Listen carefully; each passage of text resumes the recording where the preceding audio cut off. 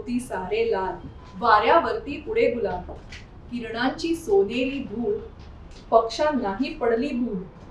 झाला फेरा सूर्याचा, दिवस भरला कामाचा, तारे येतील इतक्यात, स्वप्नांचे गाणे गात. आकारा येईल नभी, चंद्राची देखणी छबी, खेळ उजेड सावलीचा, माझ्या खास आवडीचा. नमस्कार, मी मिनल कुलकर्णी व्हायब्रंट माइंड पॉडच्या दिवाळी स्पेशल, दिवाळीच्या खास भागात तुमचं स्वागत करते. वाचन फराळ, दिवाळी फराळासारखाच वाचन फराळ या सदराखाली मी आज 3 दिवाळी अंकांचं परीक्षण सादर करणार आहे. आपण परीक्षणच म्हणतो, बुक रिव्ह्यू जरी असला तरी. दिवाळी फराळ त्याचंही काही एक्सक्लुझिव्हिटी राहिलेली नाहीये, नाही का? एरवी आणून खातो, डाएट आहे म्हणून खातही नाही, शुगर आहे म्हणून हे नको ते खाणार, बरेच प्रकार सुरू आहेत. वाचनाबाबत पण असंच झालंय का? सोशल मीडियामुळे वाचनही कमी झालंय. वेळ नाही ही सबब तर कायमचीच आहे. तरीही दिवाळी हे फराळ आणि वाचन ह्यांचे एक्सक्यूज बाजूला ठेवून आपण दिवाळीमध्ये फराळ आणि वाचन दोन्हीही करणार आहोत. दिवाळी अंकांची सुरुवात कधी झाली माहितीये? 100 वर्ष होतील आता दिवाळी अंक प्रसिद्ध होऊन. विविध विषयांचे, विविध लेखकांचे, विविध संपादकांचे दिवाळी अंक.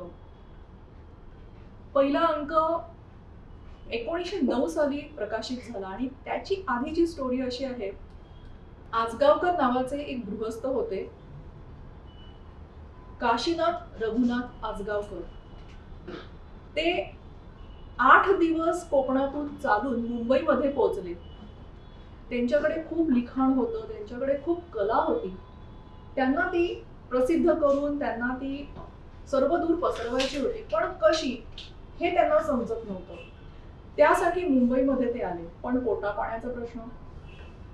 एका पोस्ट ऑफिसच्या बाहेर मनी ऑर्डर्स लिहून देण्याचं काम करून उदरभरण करत होते.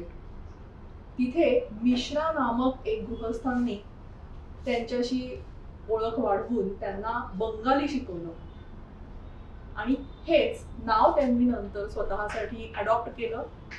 हेच नाव त्यांनी स्वतःला जोडून घेतलं.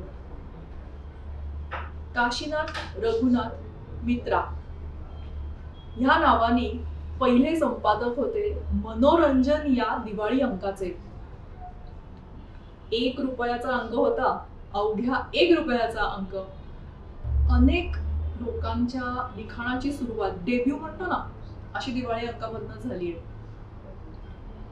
ओवाळ आणि खाली भाई ही कविता बालकवींची आहे आणि जी पहिल्यांदा मनोरंजन मध्ये प्रदर्शित झाली आणि that's what his debut was. थोडं मध्ये इंग्लिश येणार आहे, पण फॉर मी.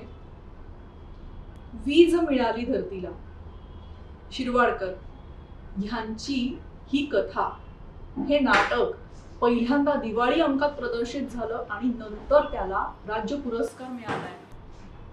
अशा दिवाळी अंकांच्या खूप काही कथा आहेत, म्हणून दिवाळी अंक खूप महत्वाचे आहेत. सीझन बदलतो, सुगीचे दिवस येतात, मनाला सुद्धा अशीच एक उभारी येते आणि आपण नवीन वाचन, नवीन कथा, नवीन अंक वाचत राहतो. दरवर्षी अनेक दिवाळी अंक येतात. या वर्षी पहिल्यांदा प्रदर्शित होणाऱ्या दिवाळी अंकाचं परीक्षण करण्याची संधी मिळाली आणि सुपर एक्सायटेड फॉर इट. आणि अंकही तसाच आहे. अंकाचं नाव आहे भावार्थ. त्यांचा हा अंक दुसरा असणार आहे, पण दिवाळीचा पहिला अंक असणार आहे. अगदीच फराळासारखं बरं का, की एकीकडे लाडू, चकली, शंकरपाळी, शेव, तसंच ललित आहे, दीर्घ कथा आहेत, कविता आहेत, समाजकारण, राजकारण, नाटक, चित्रपट. आणि लेखकांची नावं विश्वास पाटील, राजीव तांबे, प्रवीण टोकेकर, सुजय जाधव, संतोष पाठारे. कवितांमध्ये अनुजा जोशी आहेत, जयश्री हरी जोशी, आश्लेषा महाजन आणि खूप साऱ्या कथा, खूप साऱ्या कविता. असा हा भावार्थाचा सर्वात पूर्ण आणि पहिला अंक नक्की तुम्ही खरेदी करा. ह्या अंकांना घेण्यासाठीच्या ज्या लिंक्स आहेत ॲज युजल कुठे सापडणार, डिस्क्रिप्शनमध्ये. हा अंक झाला सगळ्यांसाठी वाचनासाठी आणि पहिला अंक आहे, सो कौतुक आहेच आहे. पण विपुलश्री हा अंक 25हून अधिक वर्ष विपुलश्रीचा अंक आहे. आठवलं असेलच तुम्हाला, विपुलश्रीच्या माधुरी वैद्य या संपादिका ज्या आहेत त्यांच्याशी आपण रूबरू गुफ्तगू केलेलं आहे आणि त्याची इथे आय बटनवर तुम्हाला लिंक दिसू शकेल. अजून काय सांगणार, अतिशय समृद्ध आणि अतिशय विविध कथांनी नटलेला विपुलश्रीचा दिवाळी अंक आहे. विपुलश्रीचा एक USP म्हणूया, मंगला गोडबोले, प्रवीण दवणे विशेष लेख यांनी लिहिलेले आहेत. त्याचबरोबर कथा आहेत माधुरी शानबाग, निलिमा बोरवणकर यांच्या.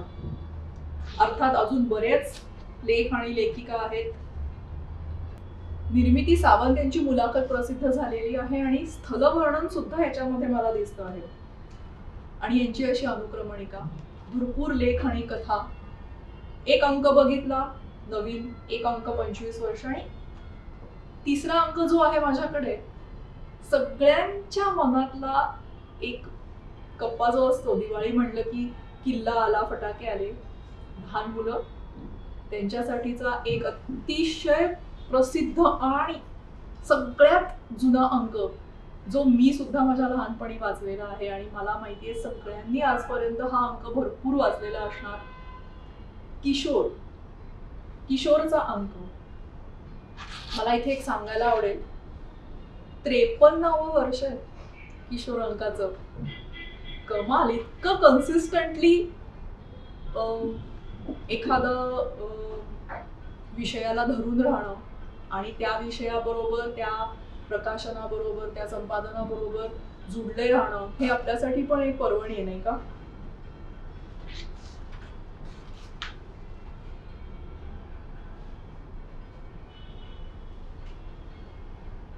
सुरुवातीला जी कविता वाचली ती अंबरीश मिश्र यांची खेळ उजेड सावलीचा, आणि ती ह्या किशोर मासिकामधली आहे. किशोर मासिकामध्ये सुद्धा डॉक्टर सुरेश सावंत, निलांबरी जोशी, जाई देवळालकर, मृणालिनी बनारसे यांचे लेख आहेत. त्याचबरोबर एक अनुवादित कथा सुद्धा आहे. रॉजर फेडररचा विलक्षण प्रवास, कमाल. आता नुकतीच त्यांनी रिटायरमेंट घेतल्यामुळे तोही मुलांसाठी खूप इन्स्पिरेशन ठरणार आहे. अजून काय सांगणार किशोर बद्दल? घ्या अंक, सर्व वयोगटातील लोकांना आवडतील असे मी अंक आज तुम्हाला 3 दाखवले. अर्थात संपला नाही अजून परीक्षणाचा व्हिडिओ. 3 अंकांचे रिव्ह्यू झालेच, मग दिवाळी बोनस हवा ना? दिवाळीच्या बोनस सारखं एक बोनस अजून पुस्तक आहे, दिवाळी अंक, त्याचंही आपण परीक्षण करणार आहोत, आणि ते म्हणजे क्रिक कथा. क्रिक कथाचे संपादक कौस्तुभ चाटे हे आपल्याबरोबर व्हायब्रंट माइंडपॉड बरोबर अजून एका कारणासाठी जोडले गेले. कसे ते आपल्याला पुढच्या येणाऱ्या एपिसोड्समध्ये नक्की कळेल. द रॉयल द्रविड, नम्रता वागळे यांचा लेख. क्रिकेट आणि सिनेमा, श्रीपाद ब्रह्मे यांचा लेख. असे खूप इंटरेस्टिंग, मलाही क्रिकेटपटू व्हायचं होतं, तितिक्षा तावडे, असे खूप इंटरेस्टिंग लेख याच्यामध्ये आहेत. स्पेशल क्रिकेट प्रेमींसाठी दिवाळीचा बोनस म्हणून मी या अंकाचा रिव्ह्यू करते. हे यांचं 4थं वर्ष आहे. आपण एक अंक बघितला जो 53 वर्ष जुना आहे. विपुलश्री 26 वर्ष, हे वर्ष 26वं चाललेलं आहे, आणि हा 4था अंक, बोनस अंक, 4थं वर्ष आहे.